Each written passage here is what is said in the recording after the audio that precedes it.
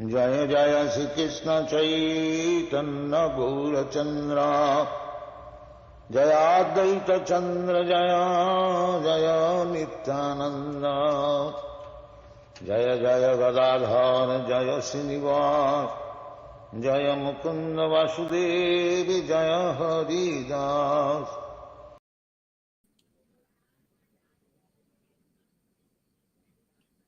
Hare Krishna. A warm welcome to all our members to the GBC Strategic Planning Team series of the Every Town and Village. And in this series, which is actually coming on around the month of Gaur Purnima, we are going to talk and to dive deep into the just the mood of Srila Prabhupada's preaching and strategies for serving Chaitanya Mahaprabhu's mission. And this is a month-long series which we started in the end of February, which will go on till the 18th of March, which is Gaur Purnima. And today we have a special guest with us who is going to talk to us about a very interesting topic. And I would like to invite Ajita Prabhu. Hare Krishna, a warm welcome to you, Ajita Prabhu. Thank you so much. Ajita Prabhu is a disciple of Ramapad Swami, who is based in Kolkata, and he's actually the managing director of the Kolkata Ventures. If I would actually really go into the details of all his credentials and qualifications, I think that would be a session in itself. But and we actually have that up on our GBC SPT Facebook and YouTube page where we can actually read the detailed description. But I would actually a little bit like to share about him that he's actually a tech entrepreneur. He is an investor, a TV host, a TEDx speaker, and he's also an accomplished businessman who has set up multi-million-dollar businesses in India, US, and Canada. Who has also inspired a lot of people, including youth, and encouraging them in relation to startups. And he also has a lot of startup ventures that he's a part of. And he has also been an advisor, a former startup advisor to the PM of Nepal. The one of his positions that I really kind of is close to me is he's also the board of advisors for ISKCON News. And so that's how he's part of the communications ministry too. And we are so happy he is from. And I think one of the biggest qualifications you have here, Prabhuji, is that, of course, you are just so well read and you are so much part of the East Indian, the mood. And it's so relevant that you're part of this Every Town and Village where we're going to talk about Lord Chaitanya. And in keeping with what he actually is his profession, where he is into startups, being an entrepreneur, investor, and innovator, he's actually going to talk to us about the topic of preaching means willing to innovate. So this actually is an innovative topic. It's really interesting, and I'm so much looking forward, as much as I think all our audience is good, to hear you speak about this topic. So a warm welcome to you, Ajit Prabhu. So happy to have you with us, and the floor is yours. Hare Krishna. Thank you for the kind introduction, Parijata Mataji, and wonderful to be with all of you at GBC SPT. So I'll just do the invocation prayers. Om Ajnanatimrandasya Jnananjana Shalakaya Chakshur Unmilitam Yena Tasmai Shri Guruve Namaha Sri Chaitanya Manobhishtam Sapitam Yena Bhutale Swayam Rupa Katamahyam Dadati Swapadantikam Vandeham Shri Guru Shutapada Kamalang Shri Gurum Vaishnavamscha Shri Rupam Sagra Jatam Sagan Raghunatanitam Tam Sajivam Sadvaitam Savadutam Parijana Sahitam Krishna Chaitanya Devam Shri Radha Krishna Pada Sagan Lalita Shri Vishakadatamscha He Krishna Karuna Sindhu Dinabandhu Jagatpate Gopisha Gopika Kanta Radha Kanta Namastate Tapta Kanchana Gorangi Radhe Vrindavaneshwari Vrishabhanusute Devi Pranamami Hari Priye Vanchakalpaturabhyascha Kripa Sindhubhya Evacha Patitanam Pavanebhyo Vaishnavebhyo Namo Namaha Shri Krishna Chaitanya Prabhu Nityananda Shri Advaita Gadadhar Shivasadi Gaura Bhakta Vrinda Hare Krishna Krishna Krishna Hare Hare Hare Ram Ram Ram Hare Hare. So welcome everyone. It's very, very dear topic. Preaching is something that's very close to my heart. In fact, in ISKCON, the way I find myself related to ISKCON is marketing and sharing this knowledge of Bhagavad Gita. So I came to Krishna consciousness in Chicago when I was a teenager, a student at the Illinois Institute of Technology. My startup journey was starting at the same time, and my spiritual journey also started my first year in college. And through college outreach, I became connected with ISKCON and eventually initiated and everything else thereafter. So today, my role within ISKCON, one of the main things is actually how to brand and market Krishna consciousness for the right audience in different countries and towns and villages around the world.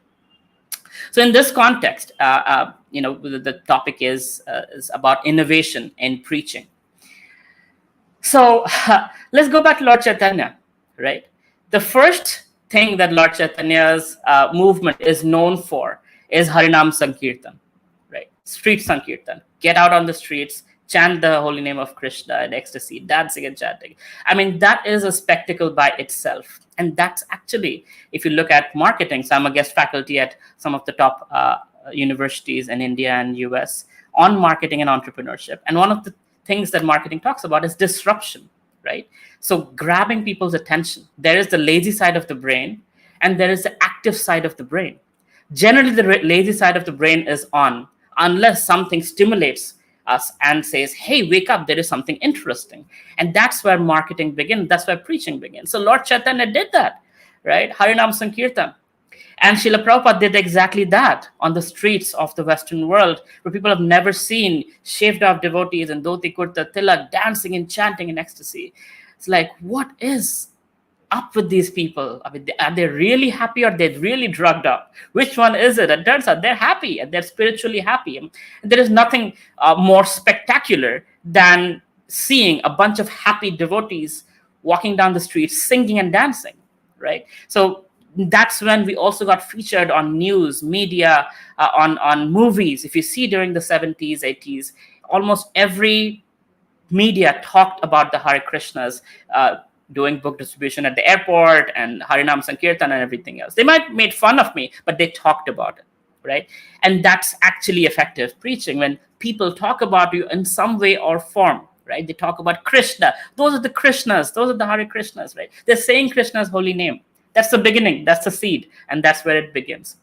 So let's get to the methodical aspect of things, of when one decides, okay, preaching, I'm going to talk, I'm going to outreach, I'm going to share this amazing treasure house of knowledge with the rest of the world. We need to figure out who we are speaking with, right? And in the Bhagavad Gita, in the very first chapter, if you see, Arjuna is asking Lord Krishna, Senar ubher madhya ratham sthapit achyuta, right? Take my chariot in the middle of the two armies so that I can see who I'm fighting with. And that's very significant because who you're talking to, who your audience defines how you give the message. So when we are in a position to preach or to reach out to people, the first thing that we should keep into account is who is my audience, who is the listener. Is it a college audience? Is it a middle-aged audience? Is it a female-only audience? Is it a Hindu audience? Is it an Indian audience? Is it a Western audience? Who is it, right? And the more we can narrow down, the better. Now, sometimes you have the information that who is the audience. Like today, I know most of you watching this are devotees because GBC SPT. Okay, and I'm being more devotional. I'm wearing a tilak. I'm talking more directly about reaching out. Now, if you don't know who the audience is and you happen to be in such a situation, ask questions to your audience to figure out where they are in their consciousness, in their path. What are they seeking? What are their needs and concerns, right? And accordingly, you find a common ground to reach out and talk about subject matters that might be more relevant to that particular audience. If you see Srila Prabhupada, I relish many stories, but one of the stories was Prabhupada was meeting this car racer, right? So he is a speed racer and comes to Srila Prabhupada, and Prabhupada talks about cars and engines and sports for almost a couple of hours, apparently. I heard that in Memories of Srila Prabhupada. From Prabhupada. So Prabhupada talked about a couple of hours about cars and engines. Everybody's wondering, Prabhupada is not talking about Krishna. And the last 15 minutes of that conversation, when this they were having a very enlivened discussion, right? This sports person and Srila Prabhupada. At the last 15 minutes, he talked a little bit about philosophy in some form, and Krishna and something, and that person went out with such a positive impression that, wow, this religious person who is a guru, he could talk to me in my language. He could talk about something I'm interested in. I like him. I want to meet him again, right? Now, same Srila Prabhupada, when he met Ambarish Prabhu, again, heard from Ambarish Prabhu, I think, or people who were there at the time, that the first thing Prabhupada looked at him and said, "Oh, so you're a grandson of Henry Ford? Where is he now?" So, and that was the, Ambarish Prabhu, he could see that this is a person who's seeking God. So with him, he asked a deep question. And really, it made Ambarish Prabhu think, really, I don't know. He's such a successful person. He built the Ford Motor Company, but where is he now? I don't know what happens after death. And that was Ambarish Prabhu's journey into the journey of self-discovery. So Prabhupada, being the perfect preacher, being the perfect teacher, being the perfect guru, he knew exactly what audience would react to what topic, what subject matter, how much somebody could take, how much somebody couldn't, right? But there's a person from this background or that background, this profession, that profession. Once he met, I think, Miss Mexico, and Prabhupada, talked to her in a very different way. She was coming from, I'm this great fashion icon and this, that. So different people, different strokes. The first thing is we need to understand who we are dealing with, who is our audience, right? And this is directly coming from Bhagavad Gita and Srila Prabhupada as an example. The next thing is, what is our audience interested in? Where is our audience? So today, Harinam Sankirtan, is still happening. But guess what? Most people are looking down on their little device, the ears plugged up. And even if somebody is running down the street chanting Lord Gauranga's name, it is something that people might not even notice because they're so absorbed on their digital devices. And that is why we need to be on those devices, right? And that's the first thing about innovative preaching. If we still think, and I think the pandemic has helped a lot with us, a lot of us becoming digital, being on Zoom, being on Facebook Live and everything else, but still some of us think that that's not a viable option. The point is, we have to have some presence on the digital aspect of things. Now, of course, relationships are much better formed in person. When we meet in person, when prasadam is exchanged, we all know nectar of instruction, text 4, right? But when that is, when that happens a little later, before that, one has to first get to know that you exist. And there's nothing better in today's world than the social media, the artificial intelligence engines that know exactly what audience is looking for what kind of content, right? So we know Facebook got in a lot of trouble for the Cambridge Analytica issue, where they knew at least 5,000 data points on every American voter, right? During one of the elections, there was a big deal that Facebook knew so much about every American voter. How? Now, Facebook on its own might know a few hundred things about you. You put things on your profile, every article you read, every video you watch, Facebook gets to know you.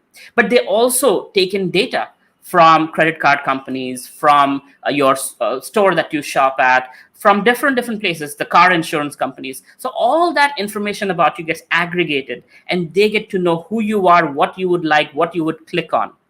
So in today's world, if we can use that in finding out who are the seekers looking for higher spiritual subject matter, who are the people who are interested in yoga and meditation, in stress relief.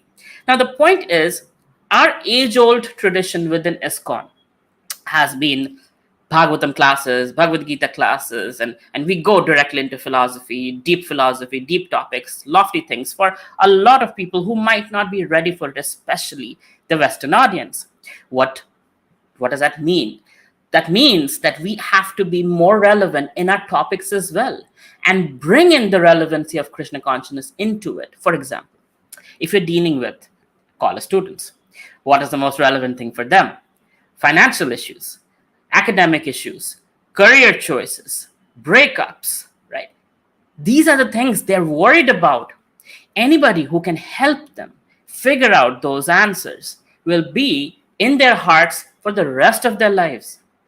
And that is why college outreach is so powerful. And if it's done well, it is so, so impactful. I came from college outreach programs, and once I became a little bit of a devotee, I was also running our college outreach program thereafter as a student and as an alumni. And I saw in front of my eyes thousands and thousands of lives transform, right? Not everybody is chanting Hare Krishna with beads, but at least thousands and thousands of people are going with the impression, wow, Bhagavad Gita is so relevant 5,000 years later also.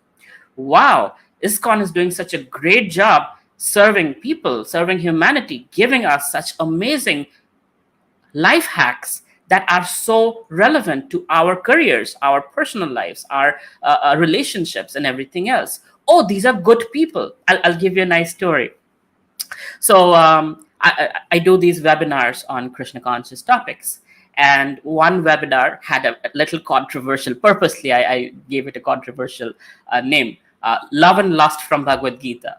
So what happened was these group of extreme, Hindu fanatic kind of a group, they got really upset with that topic. They saw the ad, they took my screenshot, and they wanted to basically just, end me. So somebody from London told me, Avelo, do you know that this is happening? These people are pretty much rioting against you and trying to pull down your Facebook page and everything. I'm like, no idea what's going on. And I go and see it's like 300 people, thirsty for my blood.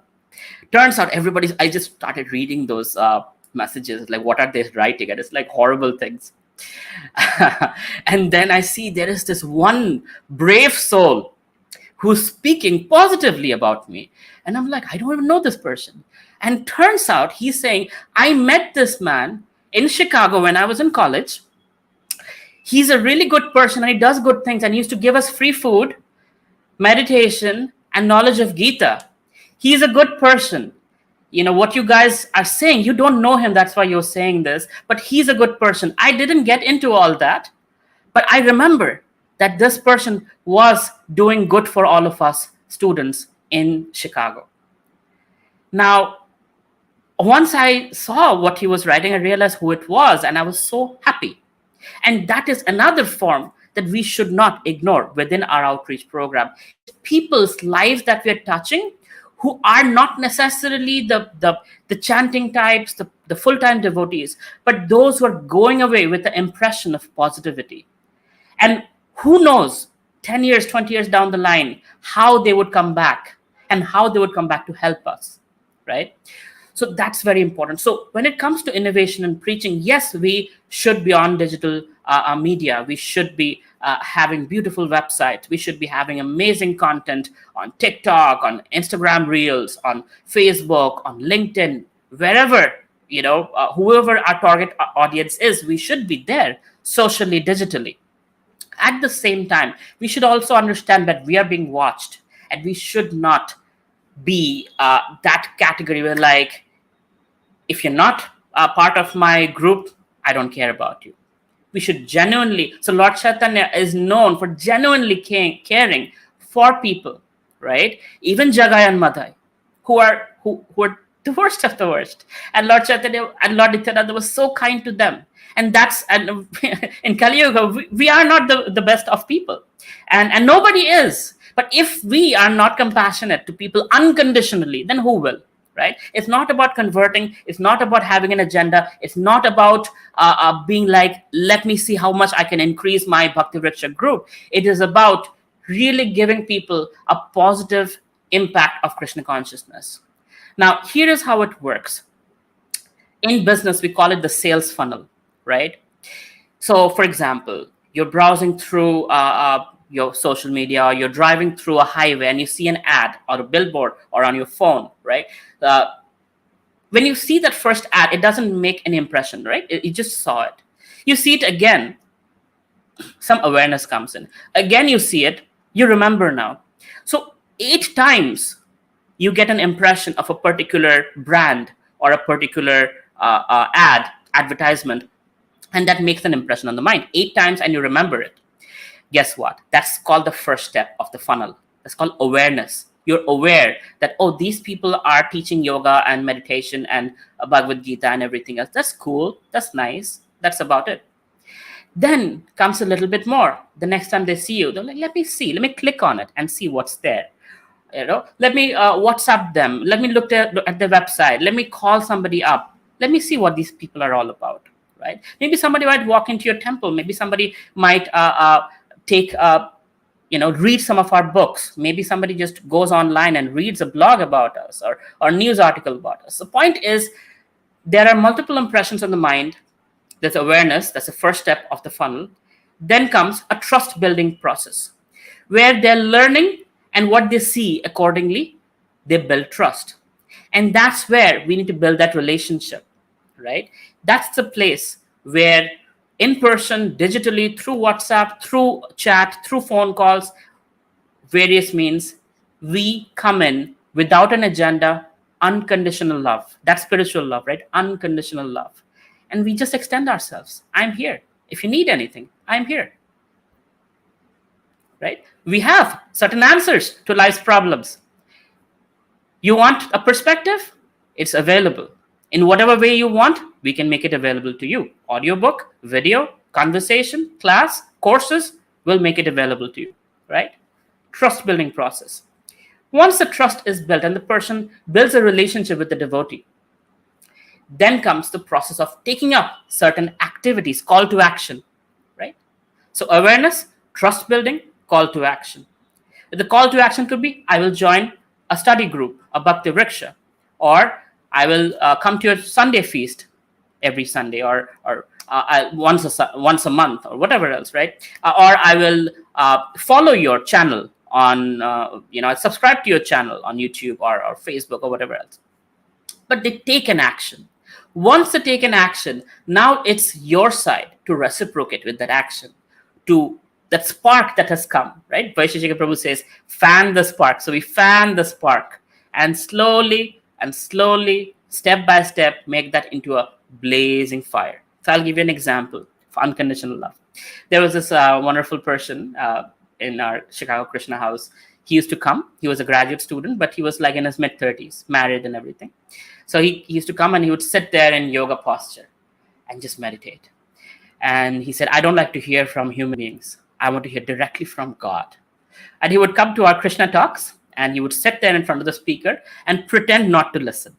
He would just close his eyes and be in meditation posture.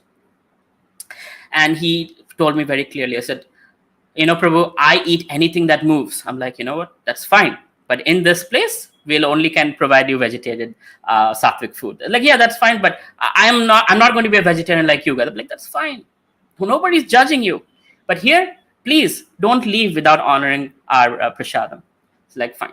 So he would come, he would eat prasadam, he would sit there, do his meditation posture and go away. No movement, no change, no chanting. And he was never forced. He graduates, he gets a job, and then he realizes his job is at a place where he cannot go by public transportation. He has to drive a car, and he doesn't know how to drive, and he doesn't have a license. And guess what? He's in America with no friends. The only friend he has was me, somebody who could help him. So he reached out and said, Prabhu, I know you're a businessman, you're busy, you're preaching, you're doing so many things, but I need this job. And the only way I can do this job if I know how to drive. Can you please teach me how to drive and get me a license? I said, sure, happy to. Again, in my mind, I had no agenda. I was like, this person has come to Krishna. He has at least attended so many of our workshops. There is some spark. Otherwise, the person wouldn't come. So let me see what I can do. So I taught him how to drive. I took him to the DMV. He got his license. And once he got his license, he got in the car. He called his wife. And he said, there are so many people who say so many things. So many relatives, all kinds of people. But this Prabhu, I never cared what he said. I never respected, his way of life or anything. I never volunteered myself to do anything. But when I needed help, he was the person who said, without a hesitation, he was ready to help me. And from today onwards, I will do whatever this man says. Now, that's from trust building process to the call to action. but they have built that trust, and now they're willing to take that action out of gratitude. And that is preaching, right? Where the heart says, yes, I want to do it, not somebody coercing us into like, wear dhoti kurta tilak, and wear do this, and chat this, and wake up 3 o'clock in the morning, and whatnot. No. Because they've received so much unconditional love, that's leading to, I want to reciprocate. I want to know what makes this person, love me so much. I also want to reciprocate with love. And that's Lord Chaitanya's movement. He does not use weapons. He uses love. And that's what he has told Lord Nityananda. Go beg to everyone to chant Hare Krishna. And that's how we do it, right? Another devotee, he had a breakup. And he heard me at my first TED Talk, which is also in Chicago. So he came to my first TED Talk. And later on, he told me he thought I'm just another motivational speaker who just talks. But he reached out to me, and I could see in his eyes he was in pain. Apparently, he was suicidal at the time. He came down. He found, ways to come to the temple. He reached out to me, and he said, you said you would help me. Can you help me get out of this situation? I went through a bad breakup, and I keep seeing her on Instagram, and she's getting married to this rich person, and I cannot tolerate this, and I don't know what to do.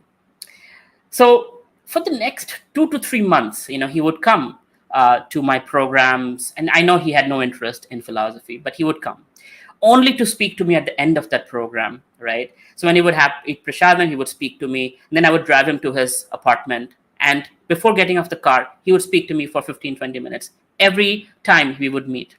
This happened for almost 3 months, and he was cured after that. And he said, Prabhu, just by listening to me, you cured me. People don't give time, not even parents. No one has time for me, but you gave me time even though you're so busy. Thank you. And I can't tell you, this person is so successful today. He has a great life. He has a great life partner. He is contributing in amazing ways in the corporate world, in the US military, in other aspects of his life. And he's aspiring for initiation from Vaisheshika Prabhu. Amazing person. And it took a long time, right? But all it was his breakup was healed just by giving him attention. And that was the preaching that he wanted. It was not me speaking to him and he listening.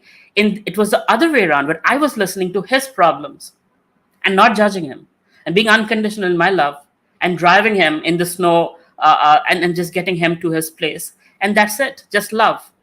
And that's what worked for him. So different folks, different strokes, right? But the awareness aspect of the funnel, coming back to it, that in today's world happens the most effectively through social media. And I will tell you how I do it, right? So now I live in India. I live in Calcutta. And during the lockdown, I was kind of forced to stop all my physical traveling and preaching and everything went digital. And I'm so glad it did, because so what I have is every Friday, we have all these entrepreneurs from my startup incubator, as well as other people now who join my Bhagavad Gita study, which we call Philosophy Friday.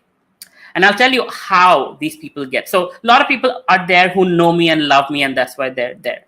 And then, we keep adding to the group through Facebook ads. And I'll tell you the process, that the funnel that I talked about: awareness, trust building, and then call to action.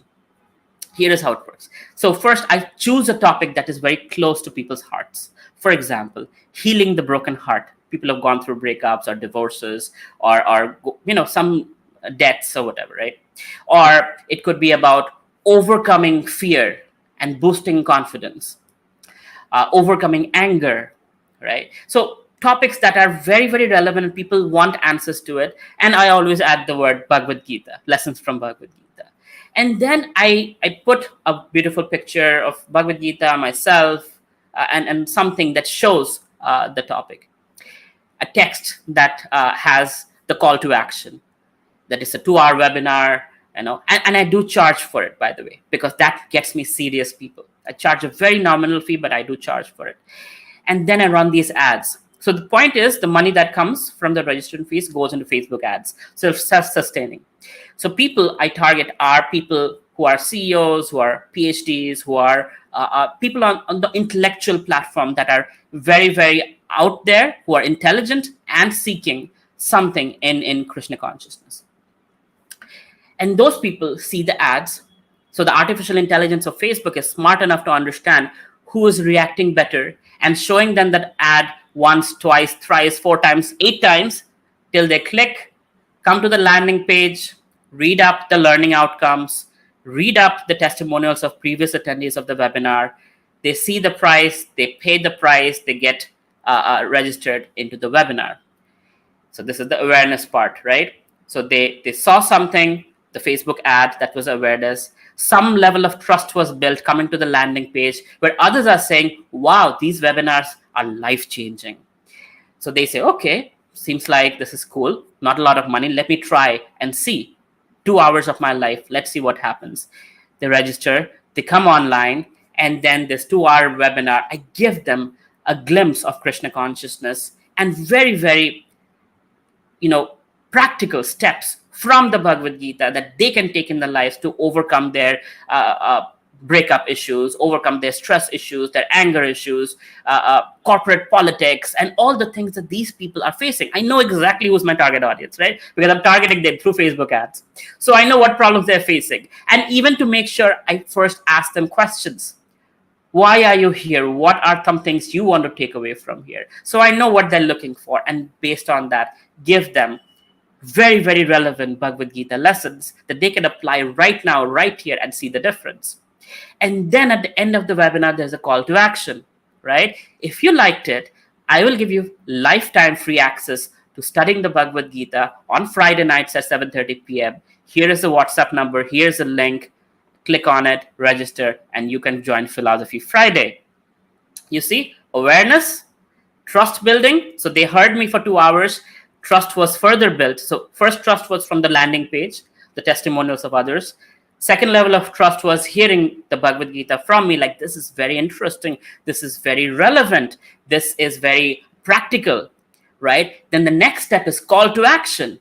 Awareness, trust building, call to action. So the call to action is sign up and get in the WhatsApp group of Philosophy Friday and join us every Friday on Zoom, wherever you are in the world. And that's how people come in, they study the Bhagavad Gita systematically, they become devotees, and we have a very, very amazing, exclusive group of high intelligence, high influence, who are learning Bhagavad Gita and inspiring others to also learn the knowledge of Bhagavad Gita. And we have people from other faiths, from other countries, and people join from all over the world. And it's very, very satisfying to see how much of an impact it makes in their lives. Just to give you a couple of examples. One of the ladies who joins, she's in her 50s, she's an entrepreneur.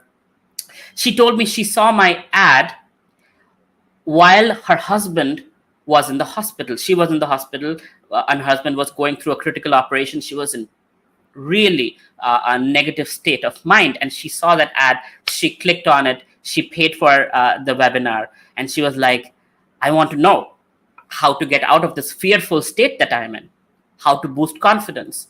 She came in, her life changed. And today she's chanting, she's donating to a Goshala, she is influencing other people to also learn Bhagavad Gita, and wonderful. And there are many like that. There's another person who's a professor. She came to Krishna consciousness through this, and then she partnered with Government of India to do this amazing webinar on spirituality, funded by Government of India, for more than 200 of the top professors of India from the IITs, IIMs. And she had myself, she had Gauranga Prabhu, she had many ISKCON devotees come and speak there, talking about EQ, IQ, SQ, talking about spiritual subject matters that are relevant for professors. And it was funded by the government, and she arranged it. She was so convinced about Krishna consciousness, and she was in an influential position that she was able to arrange such an amazing, impactful event catering to professors, the best 250 professors from around India, right? So like that, when we are preaching or reaching out to influential people, intellectual people, if they get convinced, if they become devotees, they can bring hundreds of people with them. And that's the exponential way of growing Lord Chaitanya's mission, right?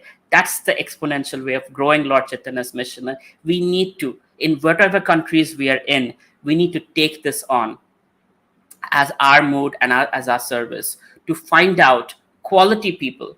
And it depends who we are. Different people, different strokes. If you're a doctor, you might be more relevant to a community of doctors, reaching out to them, and doctors say, oh, he's a doctor and he's happy, he's successful, he's doing well in life, I want to be like him, and they join you. But you need to be an example as an influential leader, as an influential preacher, as a person who's giving direction. People should see that you are happy in your life. You have what you're speaking is working for you. And that's the evidence that they go with, that, oh, if it works for him, I want to be like him. I want to be happy like him, right? Yesterday only somebody called me. This person is in the liquor business, and his turnover is around 1,200 crores, which in US dollars is several, it's I think few hundred million. And he calls me in the middle of the night and he's like, I know you're a spiritual person, and that's why I called you. I have all the money, I'm doing so well, and yet I'm not happy. I'm away from my family for 2 years, and I'm, dealing with people who are like animals, and I'm making a lot of money, but I'm not happy. I want to come to you. I want to learn about spirituality. I really want to, know what I should do, if I should give it this all up, or should I, he was really stressed out. Now, he's in the liquor business. I didn't say anything about, hey, you should give up liquor business. Oh, no meat eating, no illicit sex, no intoxication, no gambling. No. I listened to him carefully. I said, oh, we should meet. I'll be happy to talk. We spoke some subtle things, and he felt good after talking to me, and he wanted to learn more. He wanted to understand how the spirituality can help him, and we are planning to meet up. Another time, there is a suicide call. Somebody messages me. It's like, Prabhu, you came to IM Shillong and gave a speech 4 years ago. I remember you, and I would like to speak to you before I leave my body. I'm like, what? I immediately call this person up. I'm like, everything okay? And he's like, no, not everything is not okay. Financial trouble, this, that. And, it was very dangerous what I was doing. I was dealing with him. And if he had done something, I would be the last number on his phone calling list. But somehow or other, we talked through things and Krishna consciousness and how much Krishna loves him and how it's not as bad as it seems, whatnot. Being compassionate, being a human being, with him. You won't believe me. 3 days from that, he got a job, and he got such an awesome job. He's like, Prabhu, you saved my life. And I got this awesome job, and look at me. Here's a selfie of me getting on a helicopter, right? He's getting on a helicopter and he's going from place to place in Northeast India and doing whatever his work is. I'm not going to reveal the details. But the point is, somebody who was going through breakup, somebody's going through, you never know. People are in dire situations. And when you are on social media, people see you. They see you're a devotee. And if they're in trouble, they will reach out to you. And that is what we are here for. We are here to serve. We are here to relieve people's problems because we have the answers. The Bhagavad Gita has that treasure. No one has anything as simple and as beautiful as Krishna's own words. No, that's our belief system, right? I'm not putting anybody else down, but we should be proud of what we have. And we have the answers, and it's our duty that our lives have been made fortunate, and we should make others' lives fortunate. And if we can follow this funnel of awareness, trust building, and call to action, we can bring people from wherever they are, Artharthi, Jigyasu, and all of the different 4 categories Krishna talks about in the Bhagavad Gita, right? What kind of people come to Krishna? Krishna says it. People who are in trouble, financial situation, difficulties in life, people who are inquisitive, people who are just curious, right? Krishna gives us the target audiences. So he has done the work for us. And then he says, who stays back? And what it takes. Lord Chaitanya has given us unconditional love without agenda. I love you just because, right? When that, people can see the genuineness in that. Human beings have the ability to detect, are you here to convert me? Or are you here because you genuinely care about me? And that's what matters. regardless of religion and everything. Another nice story. So there is this Coca-Cola sponsored event that happens every year. I get invited to. I met this lady. She is from Islamic faith, and we connected on Facebook. She saw that I post on Bhagavad Gita, and my videos are about spirituality and entrepreneurship and wealth. And she said, Bhai, she calls me Bhai. She said, Bhai, why don't we do a Facebook Live where we talk about spirituality and wealth from an Islamic and a Vedic perspective? I'm like, fantastic idea.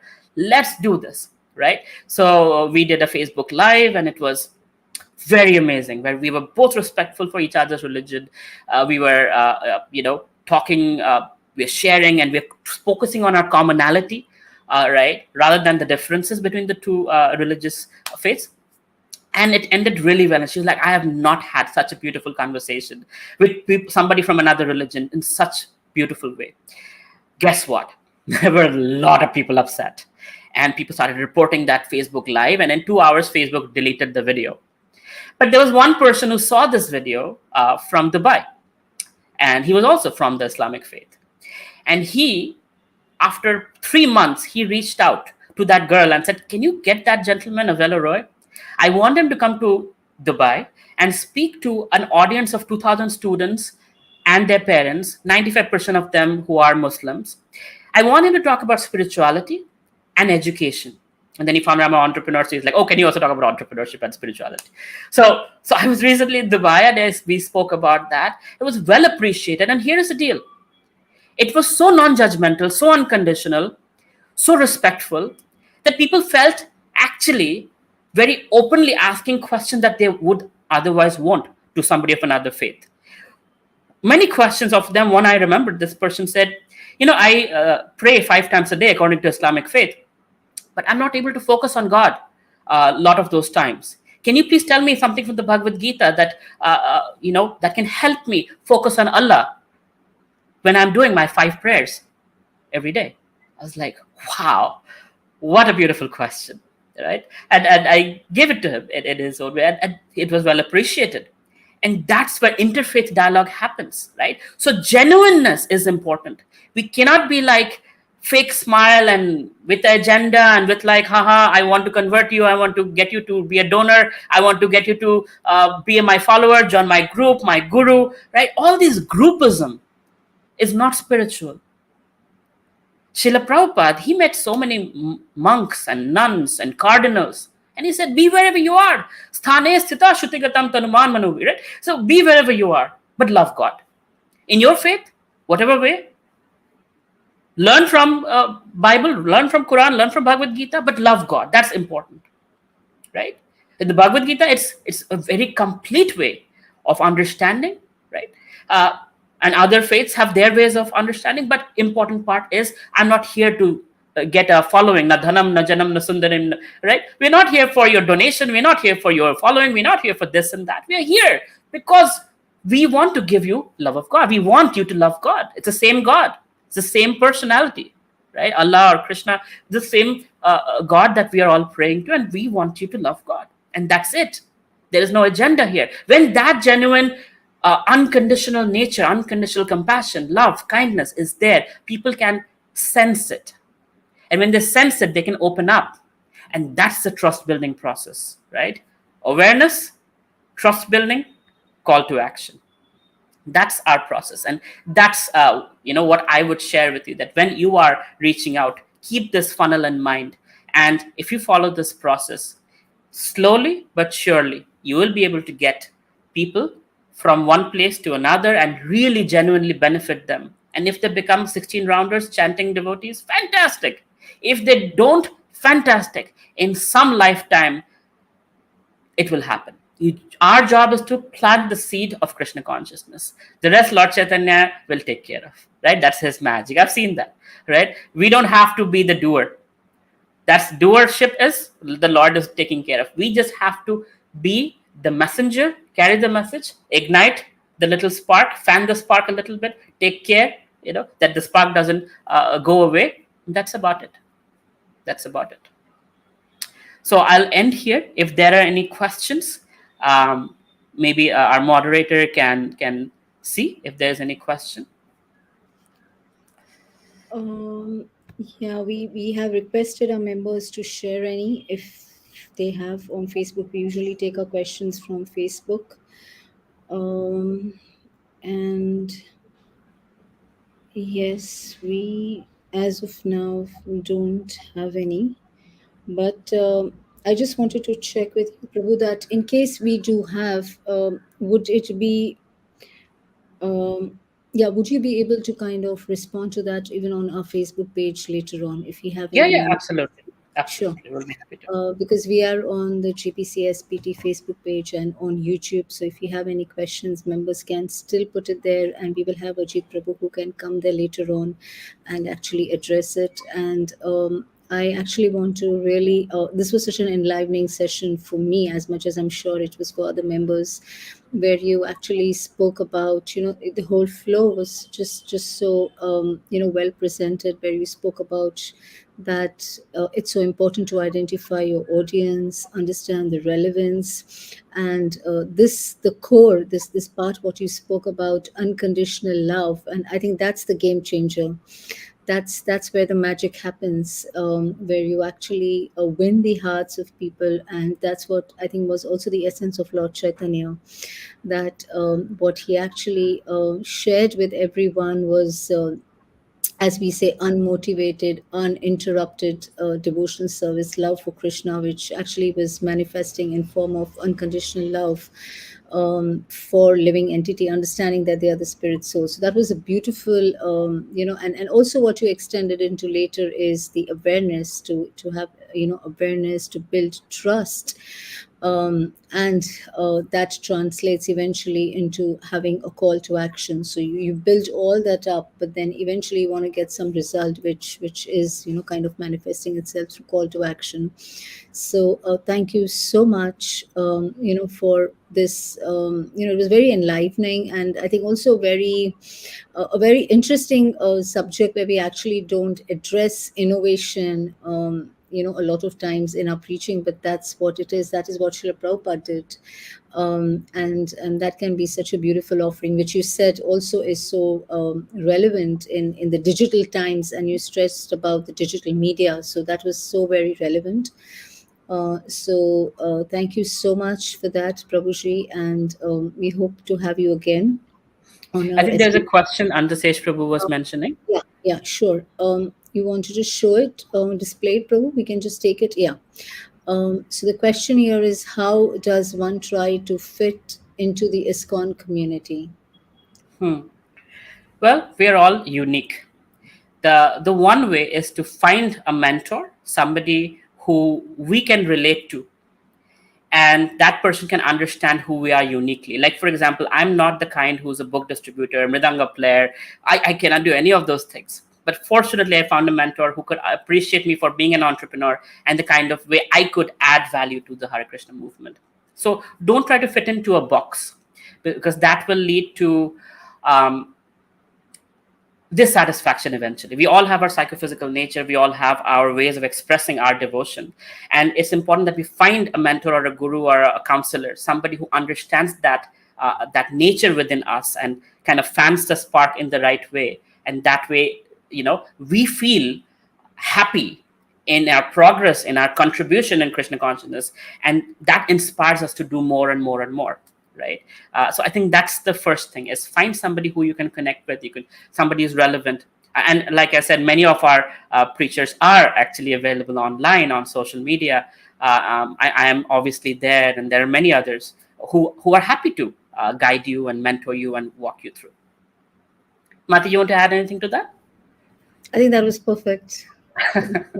Thank you very much. And yeah, this was our question, which came from Varushna. So I hope we've answered your question, Varushna. And of course, if any members still have as an afterthought, you can always ask that in our comment section. We will have this broadcast, which would be on the GBC SPT Facebook page and on the YouTube channel. So you can always come back to hear it again. You can share it with your friends. And of course, there is a lot more coming. As I said, that we are in the mid of the Every Town and Village series. So there are a lot more events coming up. Every day we have a lecture and an event. So please. Wishing all our members a happy Gaur Purnima, and the series is eventually going to lead to Gaur Purnima. And thank you so much, Ajit Prabhu. We hope to have you again on our platform for many more exciting, topics that you can talk about to our youth, to our members in relation to the balance of, business and bhakti and a lot more. So looking forward to that. Thank you Thank you so so much. much for inviting Mataji. Hare Krishna. Srila Prabhupada ki jai. Thank you.